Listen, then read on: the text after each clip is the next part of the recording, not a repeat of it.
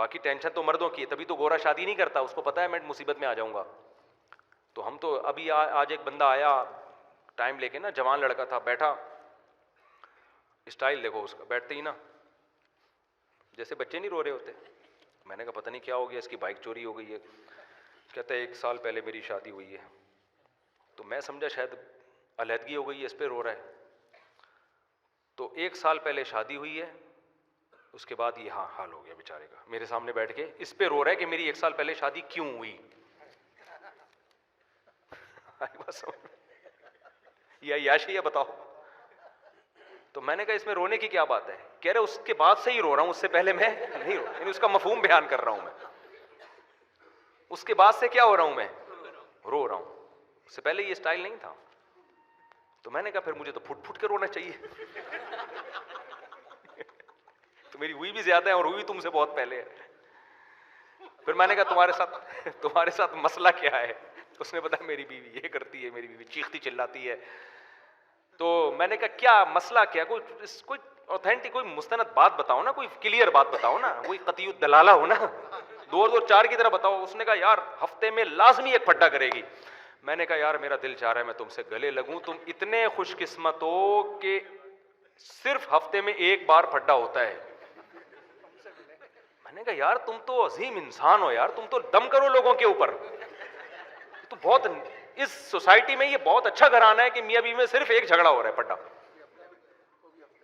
तो कह रहे लेकिन वो गलती पर। मैंने कहा यार गलती पे भी होकर भी अगर सिर्फ 1 दफा हफ्ते में लड़ रही है तो यार इसको तो बर्दाश्त करो यार।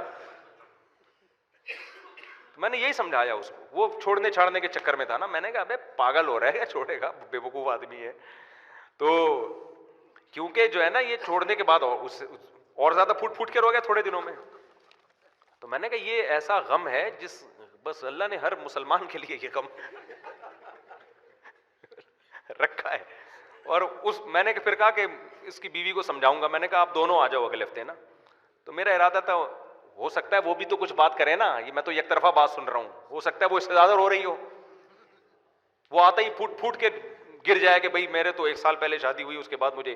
तो जब तक दोनों तरफ की बात ना सुनी जाए थोड़ी। मैंने कहा यार कोई बात होगी तो मैं समझा दूंगा। उसने कहा वो नहीं आएगी कभी, वो तो आपसे वैसे ही मुझसे औरतें बड़ी चिढ़ रही होती हैं, ऐसा ना दूसरी की तरकीब दे रहा हो ये बैठ के।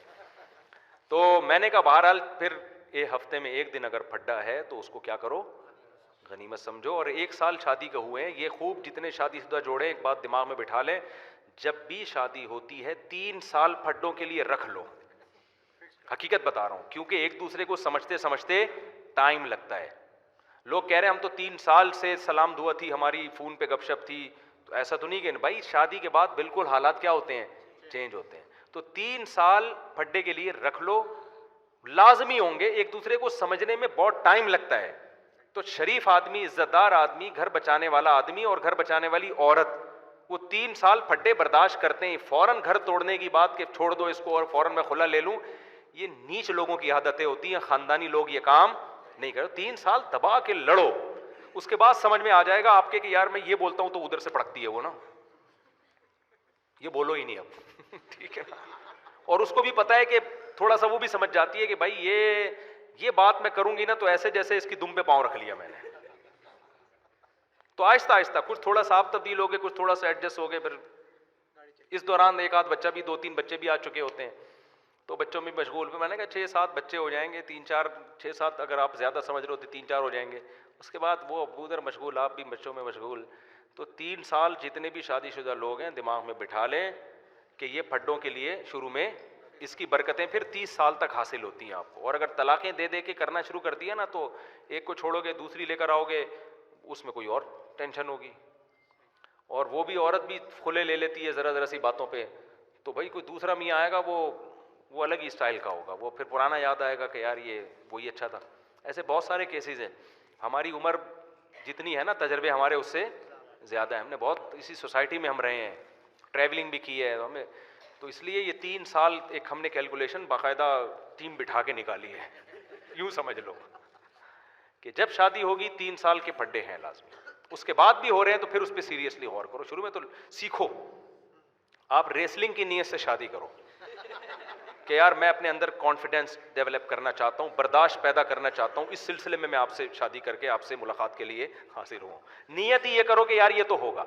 जब एक चीज़ के लिए ज़हनी तौर पर इंसान तैयार होता है कि होगा, तो फिर वो टेंशन नहीं लेता। तो 3 साल लाजमी है, फिर उसके बाद भी बहुत ज़्यादा, फिर हफ्ते में 1 दिन अगर हो रहा है वो तो लाजमी है। वो